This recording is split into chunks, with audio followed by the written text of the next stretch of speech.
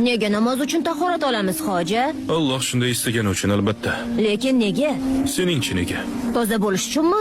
Mana tugunni ham yechding. Unda nega aynan qo'llar, nega yuz, nega oyoqlar? Bilmayman, hoji. Yuzimizni yuvamiz. Chunki Allohning huzuriga yuragimiz bilan chiqamiz. Yuragimizdan kechayotganlar yuzimizdagi chiziqlarda aks etadi. Shu sababli Alloh huzuriga borishdan oldin yuz yuviladi. Qo'llarimizni nega yuvamiz? Qo'llarimiz haromga tegadi, adolatsizlikka tegadi, yomonlik qiladi. Balki biz sezmagandirmiz, lekin qo'llarimiz tekkan joydan kirlanadi. Unda oyoqlar-chi? Oyoqlar odamlarni olib boradi, to'g'ri yo'lga ham, egri yo'lga ham. Shuning uchun oyoqlar ham o'tmishdan tozalanishi kerak. Tahorat olayotganda suvga Allohning rahmatiga erishajak kishidek yuguring. Alloh suvni o'ziga ibodat qilish va unga yaqinlashish vositasi sifatida yaratdi.